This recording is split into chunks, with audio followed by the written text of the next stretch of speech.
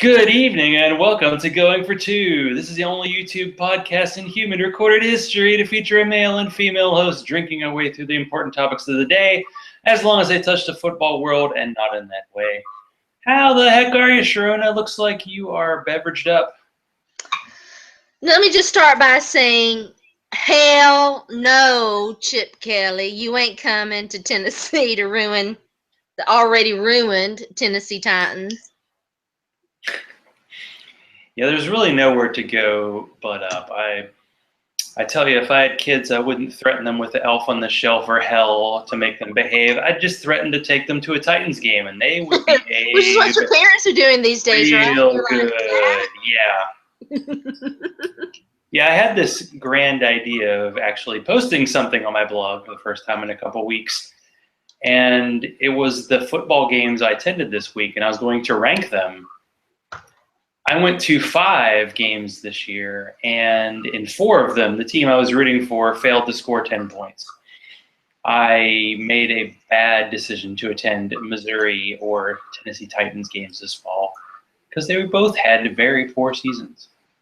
But this Sunday's game, this is what, 14 years into the experiment, 15, 16 years into the Titans experiment. That was the worst game at Nissan Adelphia, whatever criminal sponsored the stadium at first. Woo! It was bad. The Titans got beat 34-6, and by the way, they needed that 6 like with a minute to go on a 4th down pass to a 7th round receiver. They lost 34-6 to a team quarterbacked by their 4th string quarterback, who I think had been with the team for 2 weeks, Brandon Whedon, who had not won a game since 2012, and they pounded him. I mean, you knew right away, you knew because Antonio Andrews fumbled on the 5th play of the game. It was returned for a touchdown, and it was already 10-0. And Harry Douglas, nice veteran signing there. He got a lot of leadership. Catches a punt at the 5-yard line, which you don't do ever, and then he fumbled it. The Titans were never, ever going to trade draft picks for Chip Kelly. You are an idiot if you think that's true. Oh, that is the hot news. I didn't even know it going into the show tonight. That Chip There's Kelly just so much dumb out there. has been fired. Yeah, we could do probably a 7 or 8 hour show about Twitter outrage and Sharona's reaction to it. I mean, I'm going to do some Twitter maintenance because there's way too much dumb shit on my timeline. That's kind of humanity in general, sorry to say. Plus Twitter, that is the shoot from the hip kind of. And I embrace that, but I hopefully don't come out sounding as dumb as, we get that sometimes. But I mean, why? Yeah. It's nonsense. It's just complete. Everything I hear about Peyton Manning and the Tennessee Titans these days is just nonsense. It was like, they say confetti at New Year's Eve. It was like the New England Patriot fan base having a collective orgasm when Peyton Manning's HGH announcement came out. There is no meaner and more vindictive fan base that I can't wait to see what's going to happen to them when Bill Belichick and Brady are gone. Because they were irrelevant before. Not Titans irrelevant, but, they got to the Super Bowl every once in a while. But it's going to be bad, and they just, we're so happy that report that sounds like a pretty bad report about Peyton came out of the whole HGH thing. But that was kind of the warm me up for the week of crazy. That's well, they're backing away from that report now. I suspect they got some very carefully worded letters from several lawyers. Yeah, Peyton's hiring. Peyton's got a few bucks behind him, so he can do that.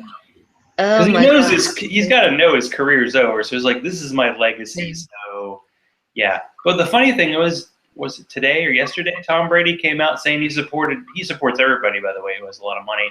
He supported Peyton Manning. So Patriots fans. Yeah. So Patriots fans go what are you going to do? Your boy wonder Tom Brady is supporting Peyton. I'm pretty sure Peyton was supporting Tom Brady during the whole Deflategate. Oh yeah, I mean the quarterback club in the NFL Oh my gosh, is real. Yeah, that is like the greatest club to be in. Once you're in, man, you're set. You're making $15 million a year. You're doing stupid commercials. You're living large. Don't you find it interesting though?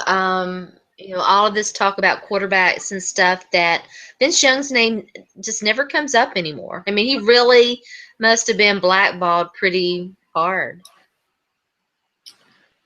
Well, you make an interesting point. We are definitely seeing crazy amount of quarterbacks that you have to go. I've never heard of that guy.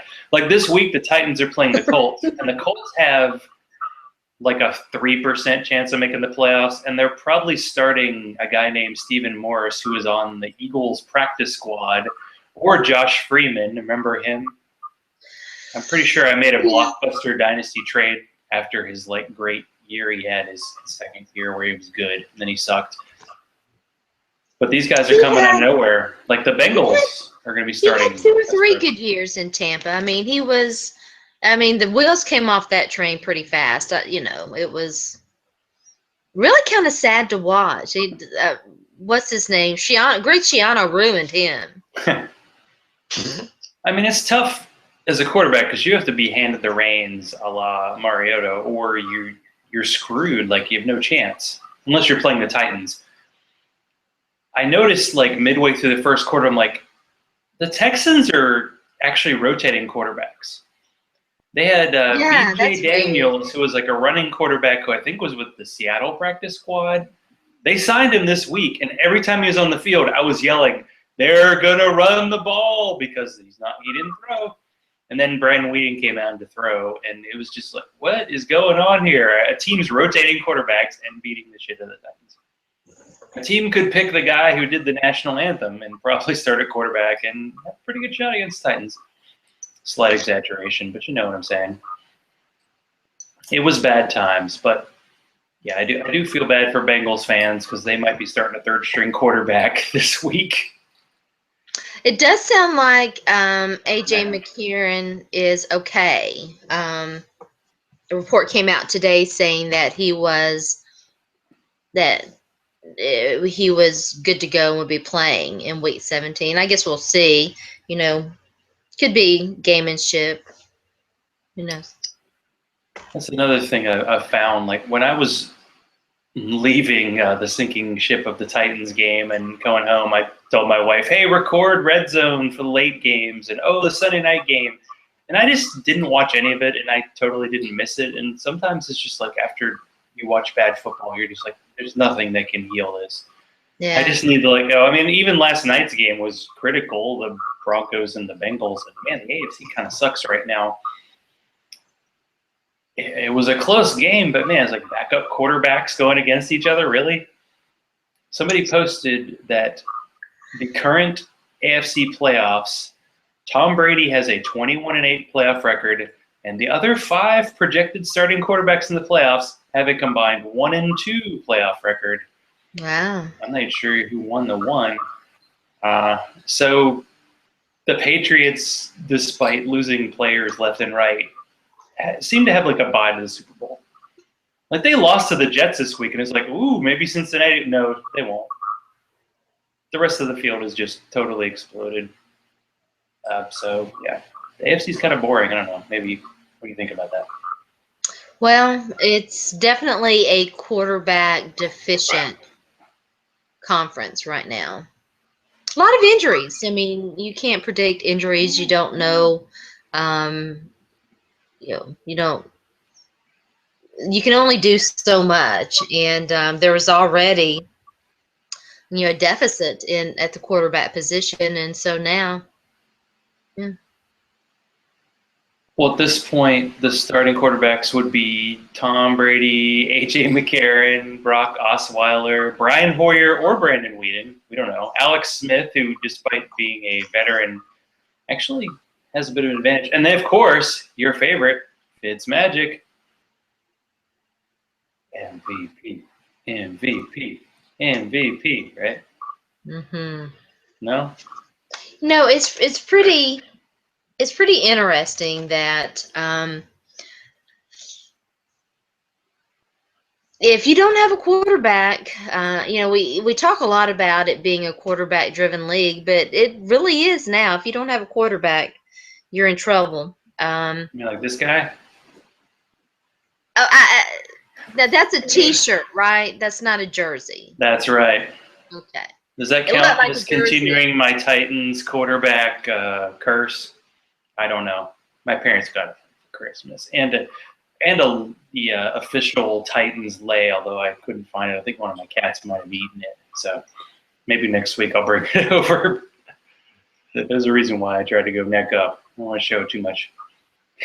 But yeah, Zach Mettenberger. I think I probably said it to death like a bad joke, but it was like, remember when Titans fans were like, we don't need a quarterback, we have Zach Mettenberger. Well, it's not that they said that. What I said was, it wasn't in. I mean, look, Marcus Mariota won 3 games, Zach. Of 3 games. They just have a bad football team. Everything associated with the Titans right now is pure shit. And, you're expecting Marcus Mariota to create, this glorious banquet out of chicken shit. And it doesn't work that way. And Delaney Walker. You know what? Delaney Walker might be the most athletic guy on that team. Yeah, that is true. But just for fun, so here are the scores of the football games I've attended. So I attended this weekend's game, so it was 34-6 Texans. I attended the 10-3 Vanderbilt over Missouri game. I went to the Georgia 9 Missouri 6 game. I went to the Atlanta 10 Titans 7 game. And I went to the season opener, which is the anomaly of the bunch, the Colts beating the Titans 35-33. So out of 5 football games I attended this fall, total score of my team, 55. And 33 in one game, including 3 games where both teams failed to get above double digits.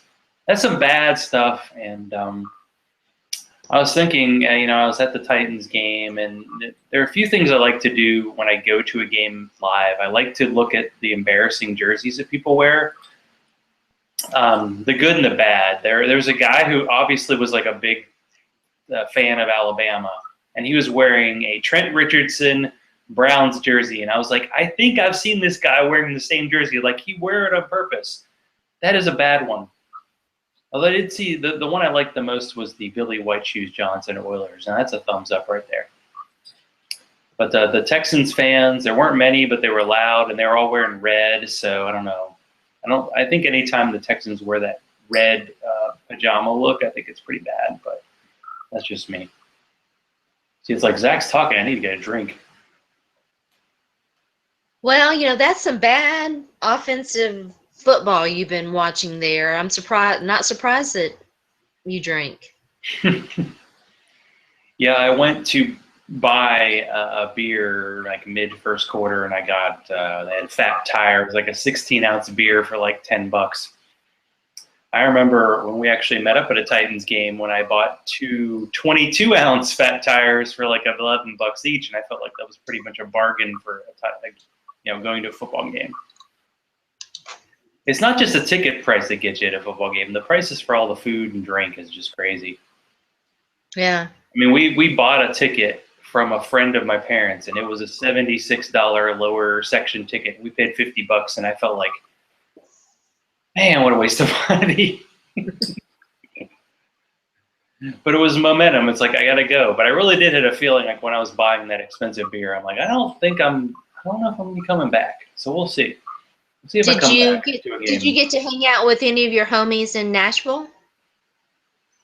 No, Please note, moi did not get an invite, but Well, let me put this. Let me try to get in front of this. I clearly was the one who canceled last week's show when we had so much important stuff to talk about. So let's catch up. Okay. And since you're, hanging out in some compound somewhere mysterious, I don't never know how close you are to Nashville, and I never think people were going to go out of their way to meet me. And no, I just went with my parents. I was going to meet with some friends, but my parents were like, "Hey, let's go to this place called the Pharmacy in Nashville," and so I went there. Oh yeah, that place is good. I had like a 2-pound bratwurst and tater tots and a really good dark German beer that was like this color. So. What are you drinking, by the way? The Smutty Nose Winter Ale, and before the show, the seasonal ale. I am drinking all the winter ales right now. All the winter ales. I am drinking Angeline Merlot. A Merlot. And Wow.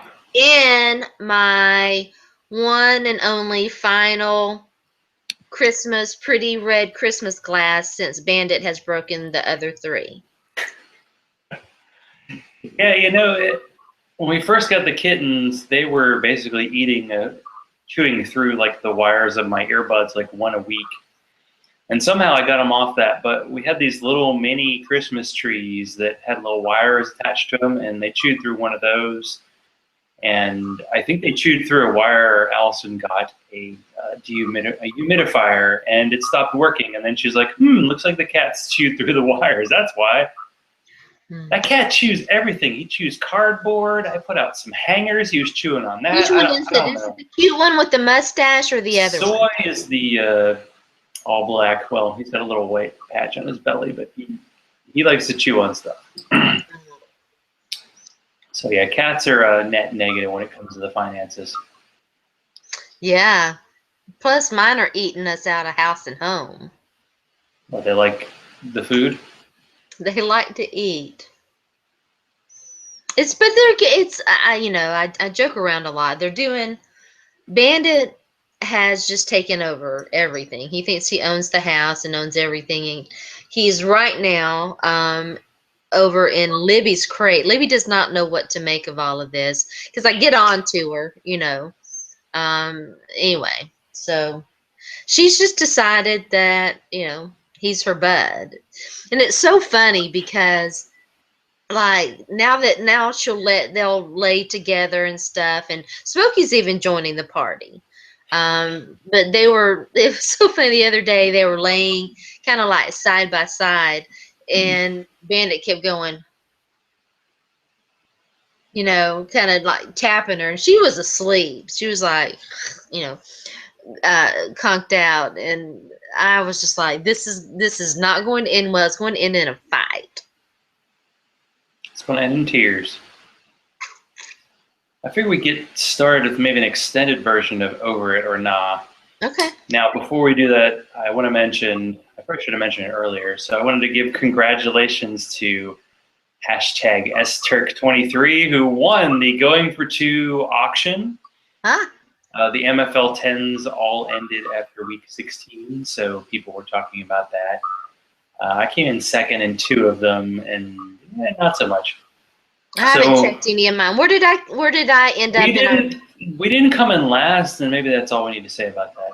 Okay. I think I improved from 11th to like 8th. It wasn't. There were some where it was just a total. I mean, I don't know. I kind of like the MFL 10s, and I might do a few this year, but you do have a few. It's like you just have to write it off. Like when you drafted Jordy, I think you took Jordy Nelson maybe like 2 minutes before he tore his ACL, something like that. I mean, that happens. What are you gonna do? You're screwed. Or maybe it was the Scott Fish Bowl because it was so early. Yeah. I definitely took him in Scott Fish Bowl. Yeah. In my Flea Flicker League, I've said this before, I've already exhausted all of the 5 IR slots, and I've got Steve Smith and Victor Cruz that I can't even put on there. Used to be Victory Cruise. Now it's so sad. Well, all that catting around will get to you, man. So let's do it. #Over It or #Nah. Now, This was one that I had from last week, but I figure it's still relevant. We can talk about that whole Carolina New York Giants situation. So Josh Norman allegedly sending emojis of bikinis or lipstick to show that Odell Beckham is a girl. I'm over it. Listen, obviously the insinuation and the rumor and everything is that Odell Beckham Jr. is gay. I do not care. I don't care who Josh Norman sleeps with. I certainly don't care who Odell Beckham Jr. sleeps with, and neither should you. Yeah, that was the first I'd heard of that. But I thought, I don't know, it was just the whining, but the whole situation, like after the fact, the bats and they both acted like punks. They both acted like punks, but the problem is that Odell Beckham Jr. tried to ruin Josh Norman's career, and that you don't do that. It was like I couldn't get any catches on him, so let me dive headfirst and try to block him horribly on like a 7-yard run. So yeah, it was bad, and of course it ruined many fantasy seasons for Odell to be out because man, the Giants don't have anything without him. Figured that out. So over it or nah, the loss of your beloved Panthers to the Falcons. Over it. Listen, I almost sent you a text message, but I was mad at you for standing me up. When that story came, y'all think I'm kidding. Zach knows me well enough to know that I'm not. When that story came out that Cam Newton had bought some of his teammates, I don't know, maybe the offense, but whatever, those Uggs, I said right then and there. Uggs? I didn't hear that. Yes. I just heard a quarterback, usually they buy them like a watch or a TV or something. Right then and there, I was like, Tom Brady? Damn it, they're going to lose this weekend, and I probably shouldn't play Cam. And I shouldn't have. I should have played Tyrod, who had better, who was on my bench and had better numbers than Cam. But, you know, you roll with the one who brought you. And so I played Cam and lost by like 3.68 points, something like that. Yeah, I probably shouldn't have talked smack about you saying you needed points from Brandon McManus. Yeah, right? Nah. Oh, we got to do this one. Peyton and HGH.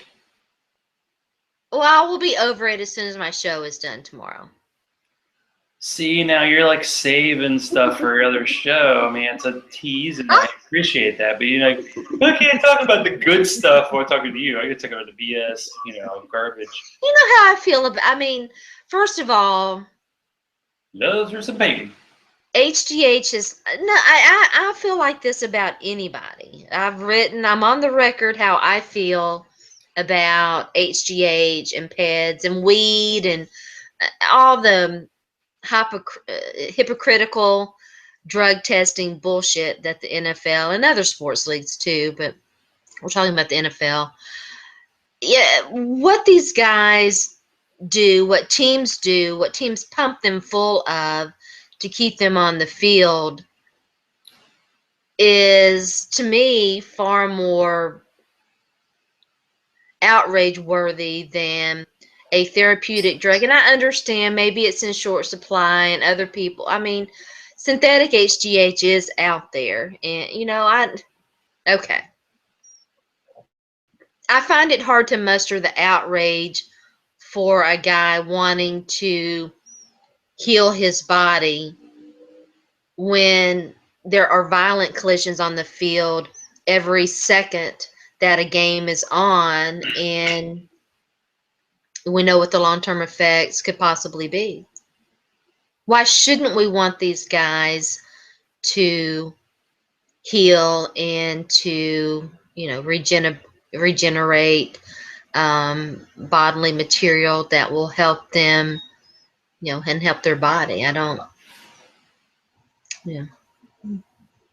Plus, it's a legend, and when it supposedly happened, I don't even think HGH was against the rules. It's more like a legacy. It wasn't being tested for then.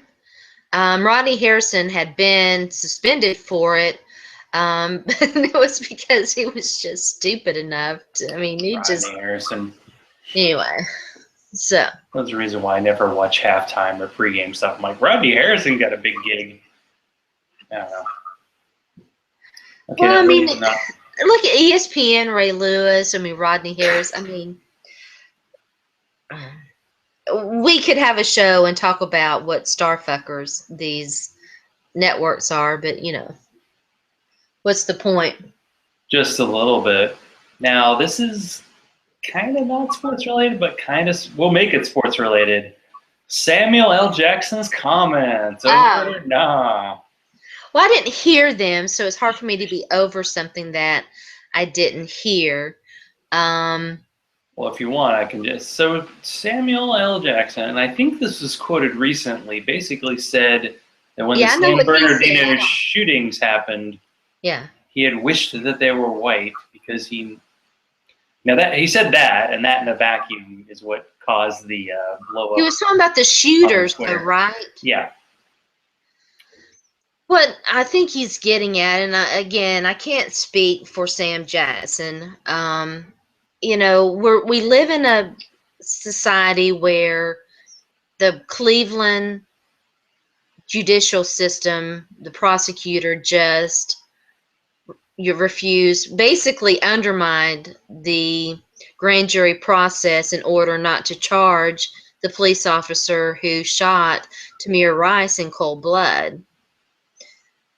And part of that is that there is a belief that, you know, black males are dangerous and violent and deserving of less than full rights. And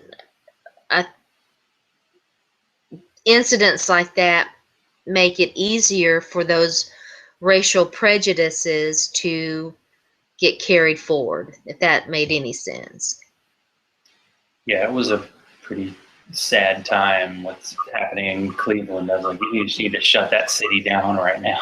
It's just the things that were being said were like, this is being said in 2015. This isn't like 1952. You sure?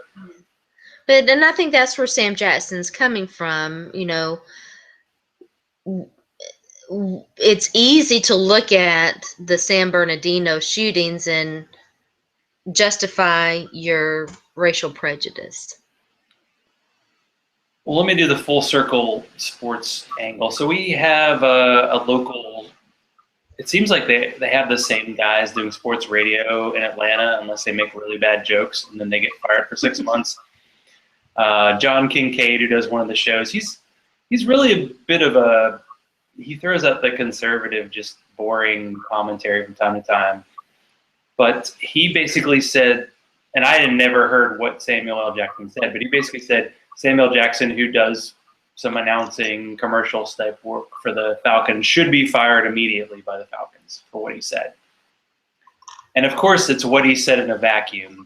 I wish the San Bernardino shooters were white, not the context of, well, because they were found out to be Muslim, that's going to lead to backlash against Muslims, which has been happening in our country since, well, even 2001, even before that. Well, so when you hear the entire comment, you're like, okay, but yeah, I can see. And in Sam Jackson's defense too, when the Al Jazeera report came out, Mike Ditka, there's this. It's the racial thing again.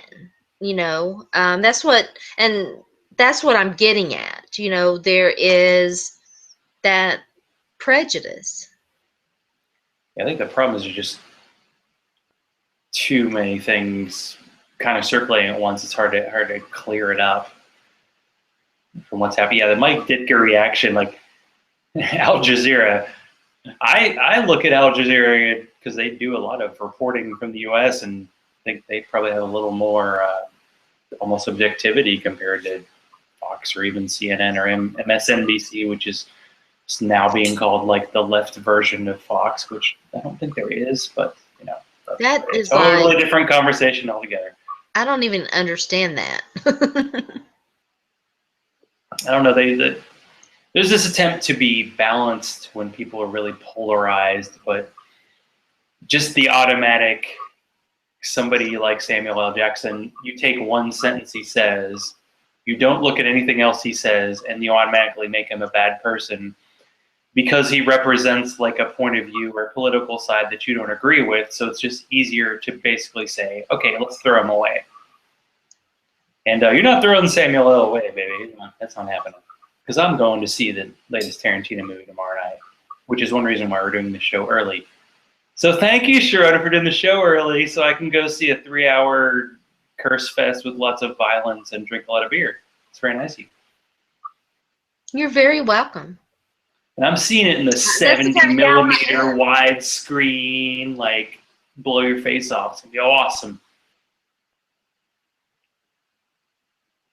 Anyway. Have you seen Star Wars yet? Yeah, I saw it on Friday. And I don't care about the haters. I enjoyed the experience. I thought it was really good. I know it was kind of a safer version, but it's already made $1 billion. It's made $1 billion. I figured, you know, Are you over it or not? The hate for the new Star Wars. Over it. Well, the thing is, I don't know. Sometimes when it comes to like political and religious stuff, you get personally involved and you get mad when people say things. I don't get mad at the people who said they didn't like Star Wars. I'm like, you have legitimate points. I enjoyed my experience, and what you say is not taking away from my experience.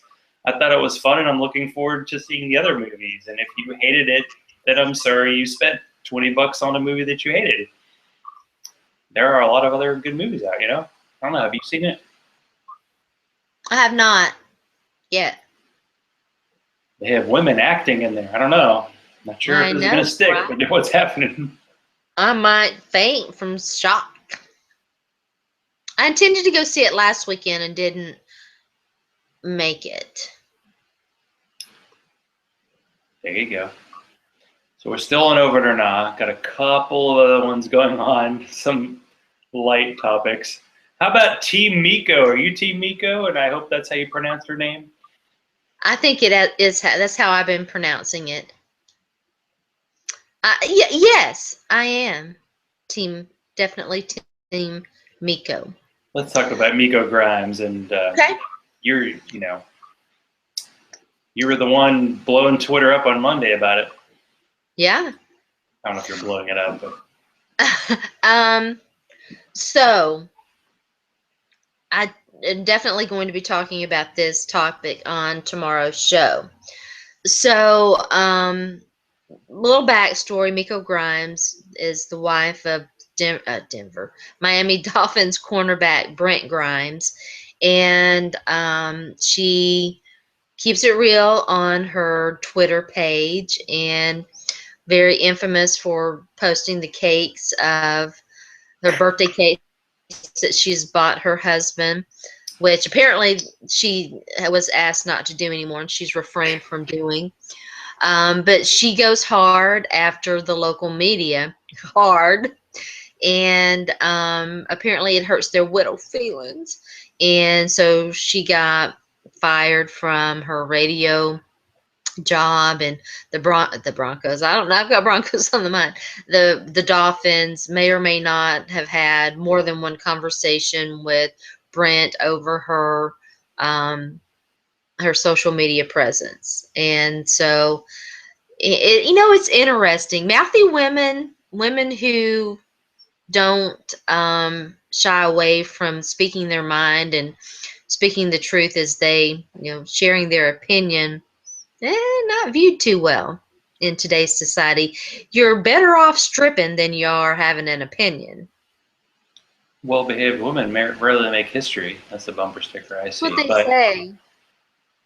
I don't know. It's weird. It's like, is this the hill you want to die on? Is this the test case? It seems like she does just push things a bit far, but I don't know. In a way, it's like if you're an NFL player and you have a personality, that's a problem. Yeah. So if you're the wife of an NFL player and you have a...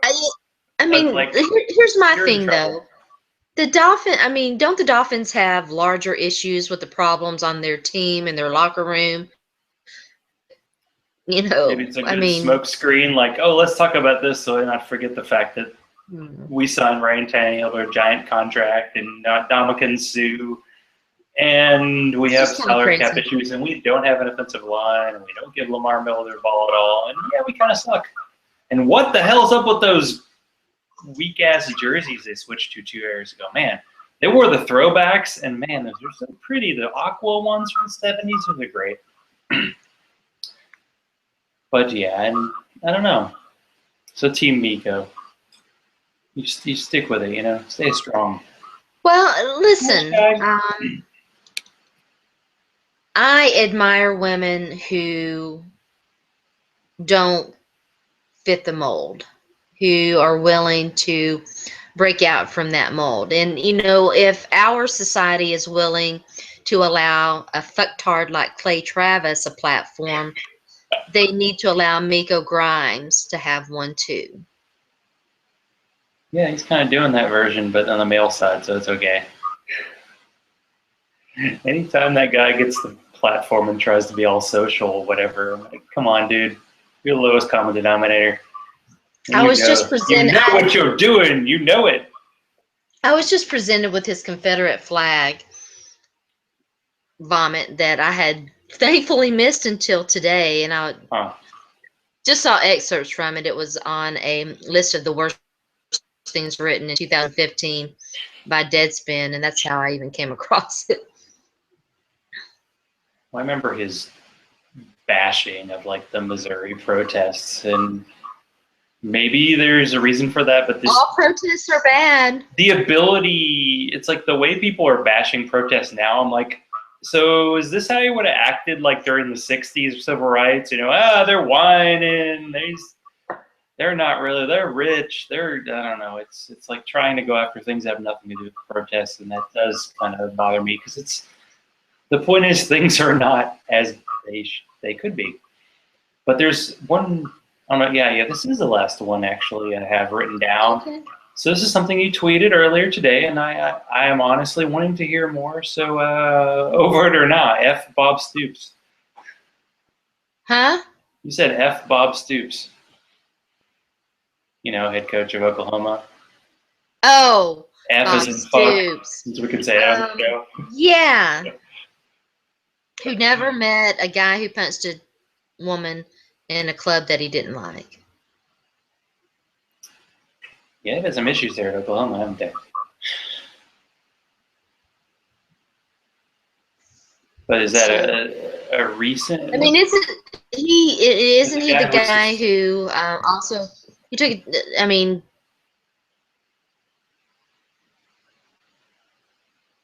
oh, really quite sure. Beckham Green got his second chance. I will be forever annoyed the fact that they say Dorial Green Beckham from Oklahoma. Dude never played for Oklahoma for down. Give me a break. They tried to I know that he didn't, but eligible. I mean, seriously, fuck Bob Stoops. Actually, Missouri shouldn't claim Dorial Green Beckham. I mean, you should. Alleged incident. That was not good. Hopefully things are better now. Okay, so we have been yelling and cursing at people for a while. That's been fun, enjoyable. We have been. So what do you think about the end of the fantasy football season? It's been a weird fantasy season for me. I'm glad it's over because all the injuries, and I've talked about this before, all the injuries have really started to take a toll on me.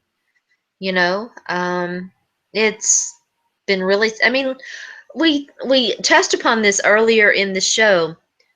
The Colts are down to Stephen Morris and Josh Freeman, and it's sad.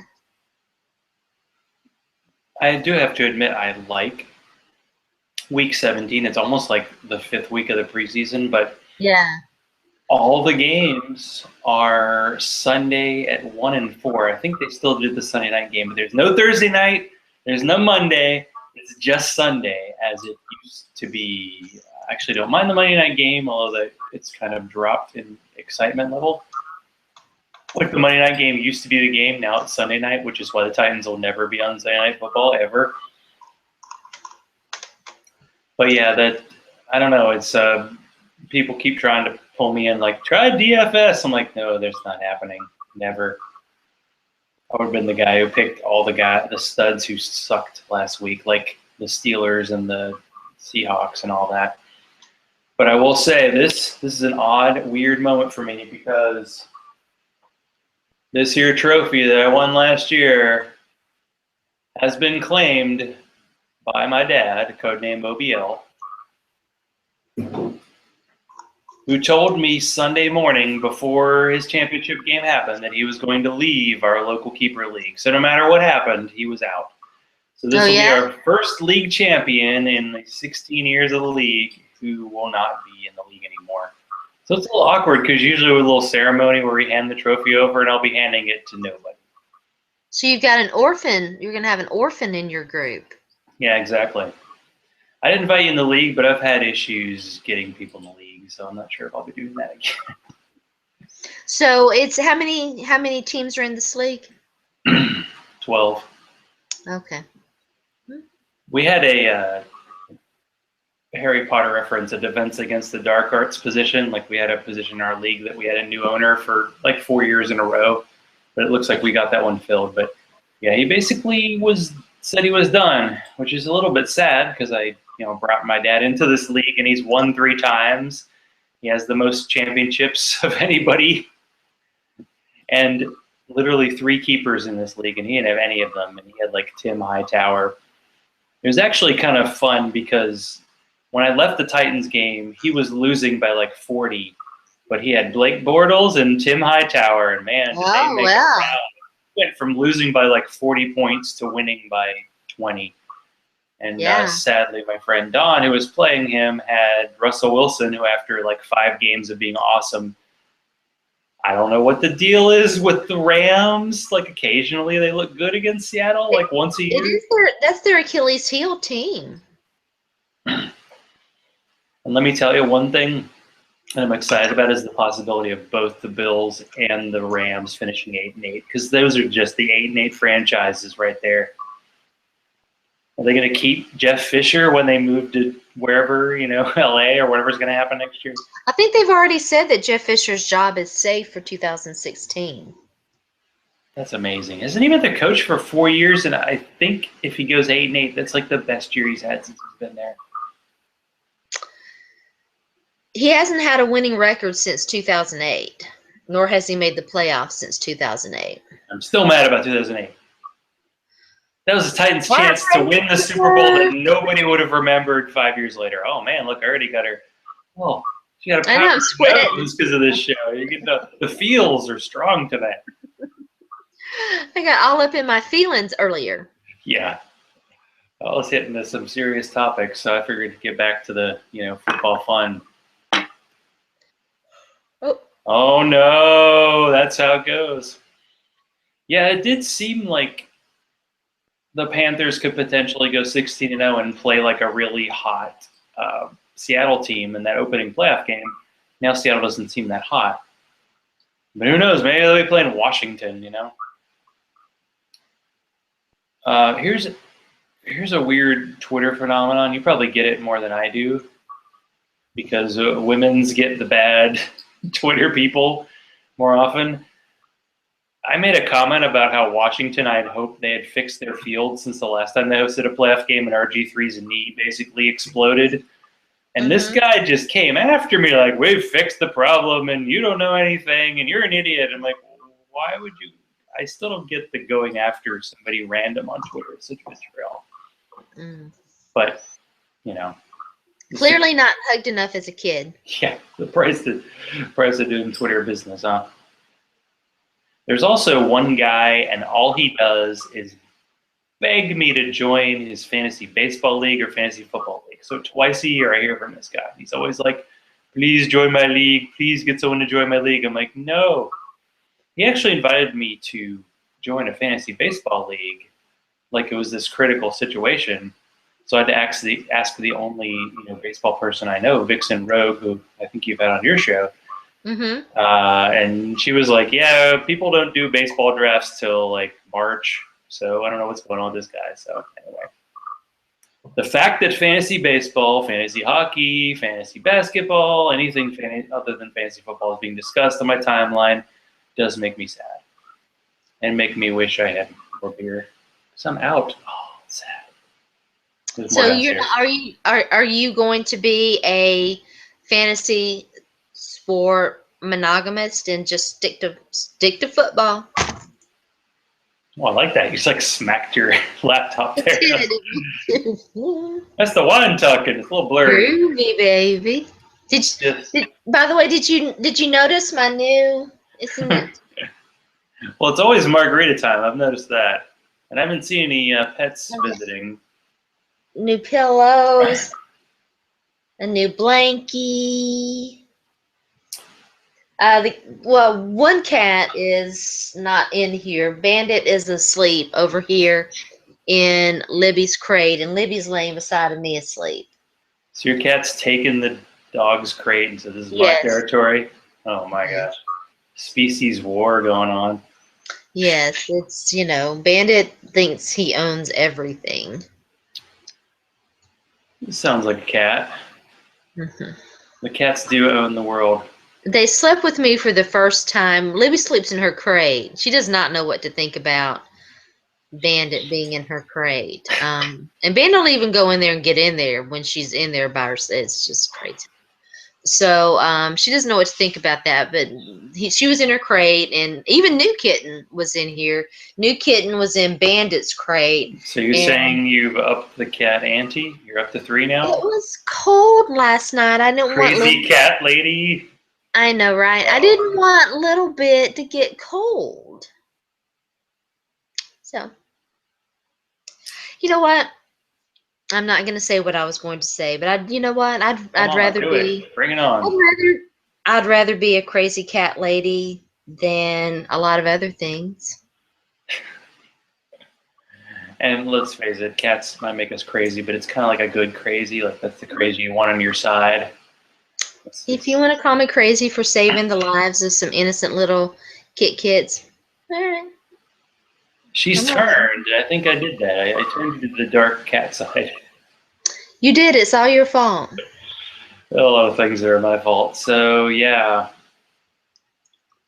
What do you think about the in the NFL playoffs? Do you think the Kansas City Chiefs, who have 9 wins in a row, and the last time they won a playoff game, I was a junior in high school, and I was actually there when they beat the Raiders in 1991. Right. That's how old I am.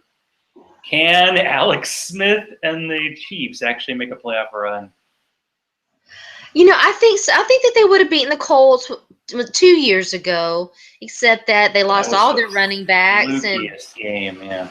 I mean, they lost all their running backs and 2 of their cornerbacks. I mean, it was crazy. And that was back when Andrew Luck was good. Yeah, that's a little bit of a tangent. Like I was posting today. People were drafting Andrew Luck and Aaron Rodgers in fantasy like in the 2nd round. Are people going to be taking quarterbacks early this year, considering that Blake Bortles, who I took in the Scott Fish Bowl, is like the 33rd quarterback as my 2nd quarterback? Are people really going to draft quarterbacks high next year? Well, you might. You love Aaron Rodgers. You still have a groovy kind of love for him, right? I drafted my last or next to my last selection. Guess who I took? I don't know. Kirk Cousins? That'd be awesome. Brock Osweiler.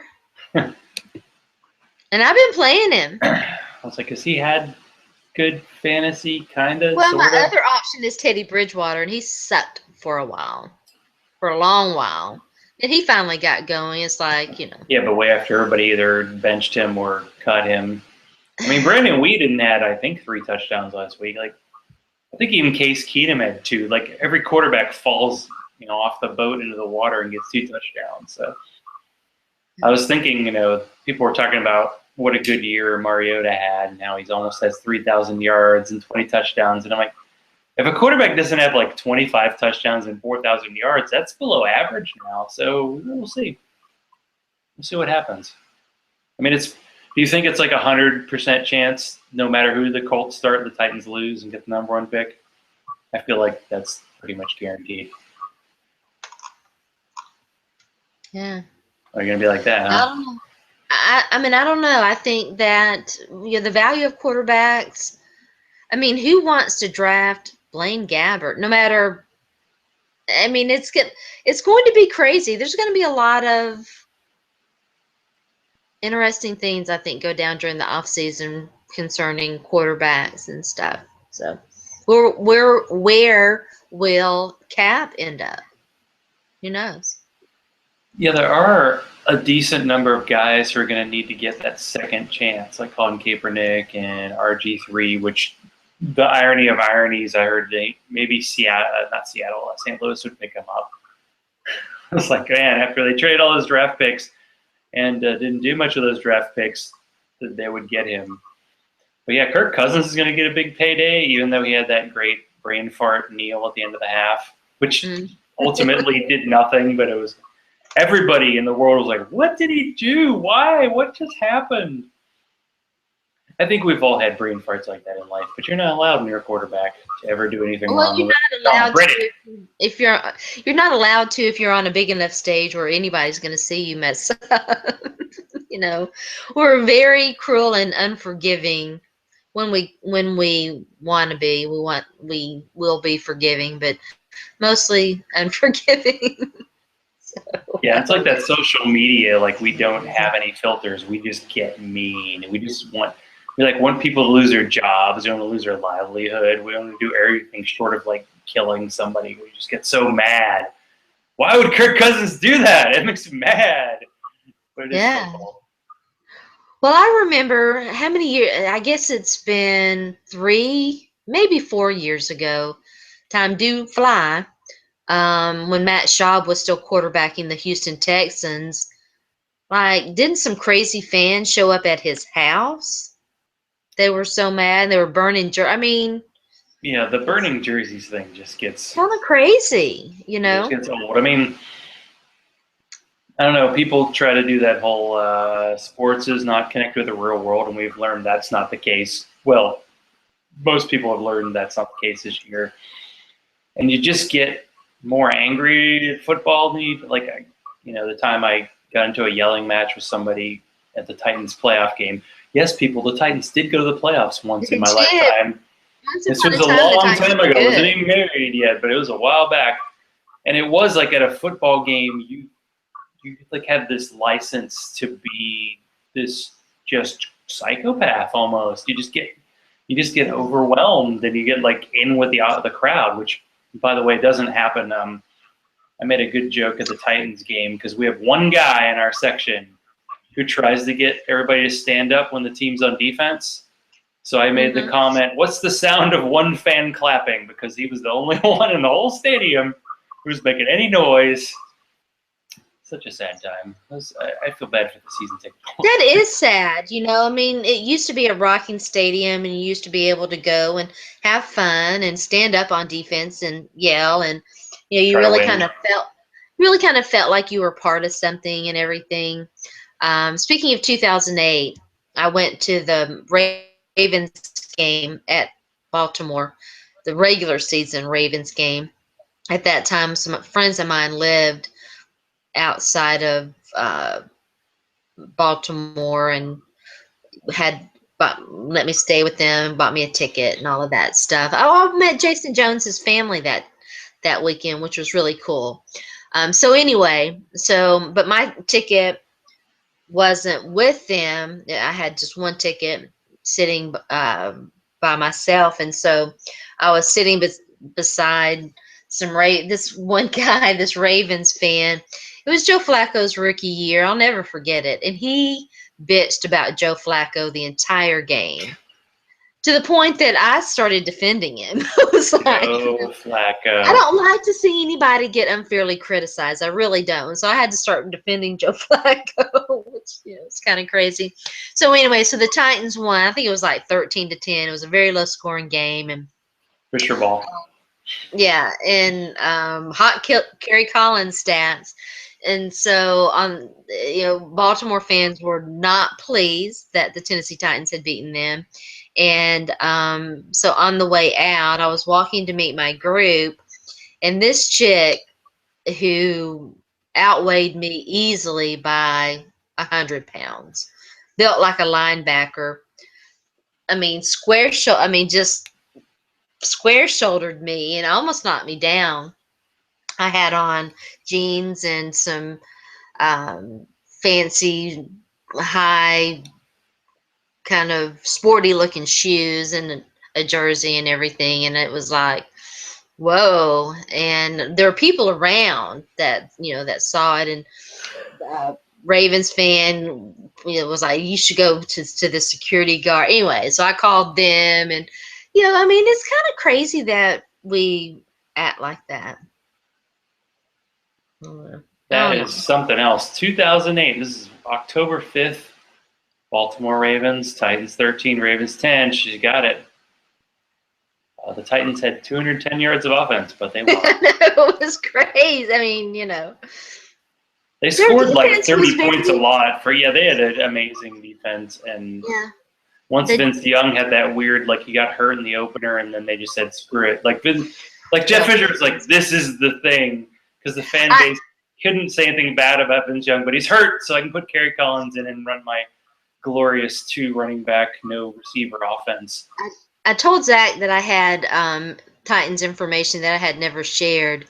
I definitely have Vince Young information that I've never shared that I'm not going to share tonight. I might tell Zach off camera, maybe share that on camera next year, hold out for 2016. But there are a lot of things going on with the Titans and Vince Young that the public does not know about. Yeah, he's a bit of a troubled guy. And then they picked the choir boy and Jake Locker, but he just couldn't stay healthy. And there you go. Well, is that his fault? I mean, seriously, is that legitimate? I mean, how many games did Marcus Mariota miss this year?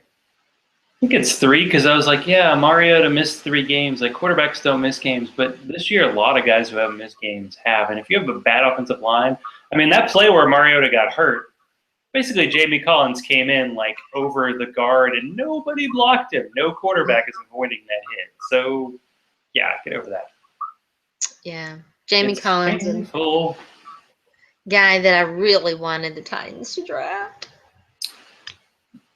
Yeah, I don't know if it was me or just other like Titans fans noticing. By the way, it's absolutely insane for them to consider playing Marcus Mariota this weekend. I think that's just to keep them in the news a little bit, like to keep that, like, oh, he might play. I'm like, he's not playing. But the same token, it's like, don't play your guy because he might get hurt. But that offensive line is so bad. That would be so dumb. The one thing Malarkey does is he's at least predicted Mariota. Like, Mariota got hurt against the Patriots. If the team was any good, he might have come back in, but no, he didn't. And that was smart. I like Let Mettenberger get the crap beaten out of him. Is Malarkey as good as who's the other guy? Like, I can't remember his name. Dang it. The head coach. Which one, Mike Zimmer? The offensive line coach. Oh, Mike Munchak. You like them M guys. Interesting. MMs. I think they're comparable. I mean, I would say that they're comparable.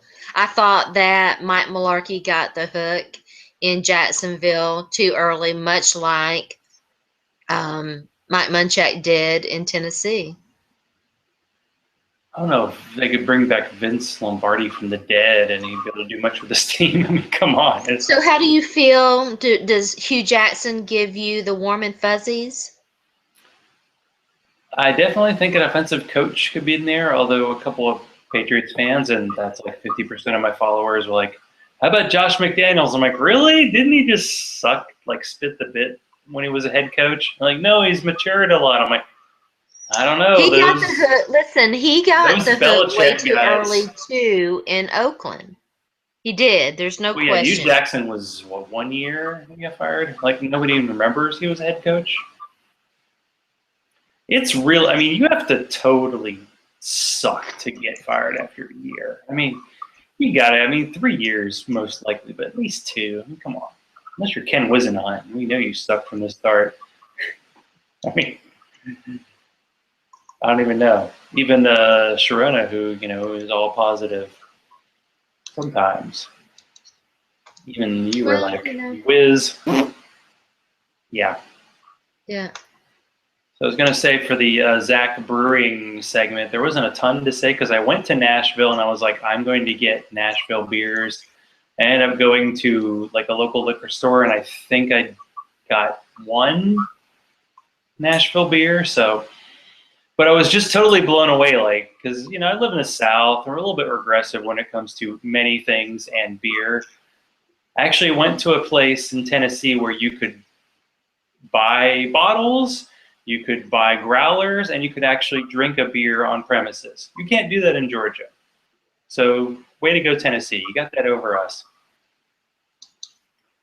And I think I fell for something that you can fall for in the beer world. It's called the cool name fallacy. There was a beer called Geyser Gose, like Kaiser Soze. And it had, one of the ingredients was Icelandic moss. Now, moss in beer, but the name was too cool for me to pass up. And I like the Gose style, Gose the Gozerian. That's how you're supposed to say it. But I have to say, it definitely was second rate compared to the other Gozes I've been having. The Westbrook Gose is my favorite right now. Or the Anderson Valley with the blood orange. That's quite tasty. I did get a dark chocolate beer, and I had that with a Dove bar because my parents don't eat dessert anymore, but they always have it for me. So they were like selling that Dove bar as hard as the Titans were selling PSLs. Like, come on, we have a quarterback now. Come on. So I had the dark chocolate Dove bar with the dark chocolate beer from a brewery out of Atwater, which is out of Detroit. So I was at this place and I would see a beer and I'd go to like beeradvocate.com and look it up and see what the rating was. I'm like, okay, that's good. So yeah, I picked up some beer and brought it home. And then of course today I stopped at Total Wine and picked up more because if I don't have beer, now my office has been my auxiliary beer storage place. So now if I don't have extra beer in here, I'm not even trying. So I'm ready for you, New Year's. I'm coming. So yeah, tomorrow night I'm going to see the Quentin Tarantino movie in the 70 millimeter. I'm probably going to be meeting a friend and having beer before the movie. I'm probably going to be smuggling beer in during. I believe there's an intermission, which is good because if you bring a lot of beer into a movie, you definitely need a break. So I'm excited about it. I'm going to be rooting on Samuel. For you. I can't wait Kurt to hear Russell's in it. There's a bunch of good actors, so I'm excited about it.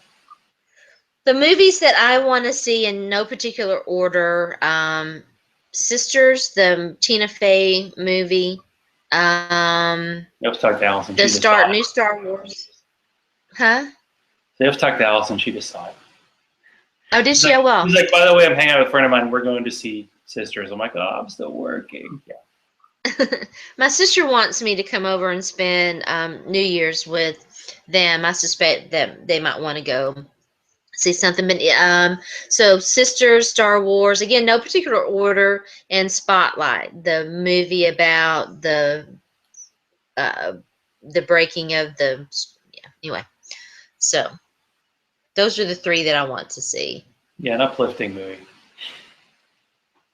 Yeah. The movies this time of year are a little bit downer, but they're good stuff. So it's the most wonderful time of the year, and I think we might actually be a little bit chilly because it's been freaking hot lately, almost hot and rainy. I mean, we just got almost rained out. It's been raining so much lately. I don't know if it rains that much in your car. It's raining a lot here too. It's like flooded and stuff. Flooded and stuff. I think we've reached the hour point, but this is the point where you promote all the stuff you've been doing because I've been doing nothing. So you promote the crap out of what you're doing. I haven't written anything in a while, but she writes with her mouth. Oh, that sounds bad. She talks. She doesn't write.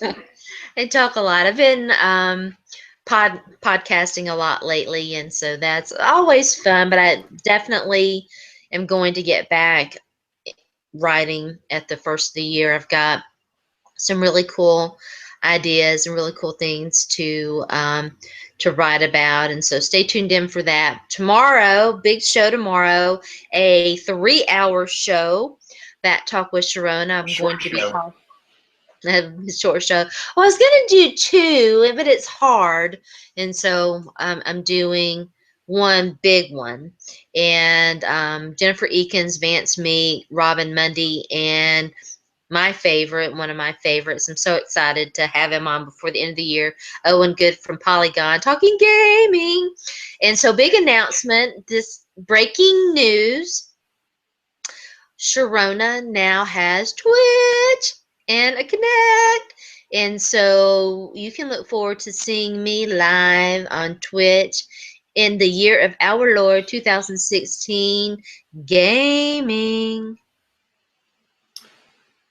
I still don't know what all that stuff is. But you'll educate me, right? I'll educate you.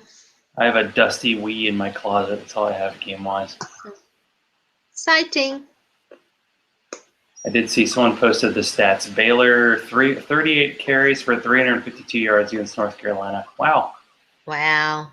Pretty impressive. And I think they're on like their 4th-string quarterback, 3rd string. Anyway. So close. But yeah, it's pretty much Zach_Law. I should post, maybe I will get, now that I'm done for the year, an article about my 5 worst football games I attended this year. Just the malaise of sadness that is happening. And there's nowhere to go but up. There's a new year coming, people. Football's almost over, so now I'm like, wow, what am I going to do with my brain? We'll What find are out. you going to do? That is a tough one. But we do want to say thank you for Sharona for being flexible doing the show and not writing me out of your podcast will for not doing the show last week. Not inviting you to Nashville. I was trying. Zach was like, "I'll do a podcast with you, and we'll do." No, let's back up. First, I was like, even way before, I was like, "Do you want to go on a holiday schedule? You know, we can do a holiday schedule. You might need some time off for family. I'm flexible. Whatever you want to do, Zachy." And he was like, "Oh no, I'll do the podcast, and we can do the show." And not only did we not do the podcast, we didn't do the show either, so it was like double whammy. I'll never be invited back on her show. It's over. I'm finished. Over it. Hashtag I'm over it. I'm like when you say the words Vince Young to Jeff Fisher. That reaction, that's what happened to me. So thanks everybody for coming and joining and saying hi. And as usual, kiss my grits. Happy New Year.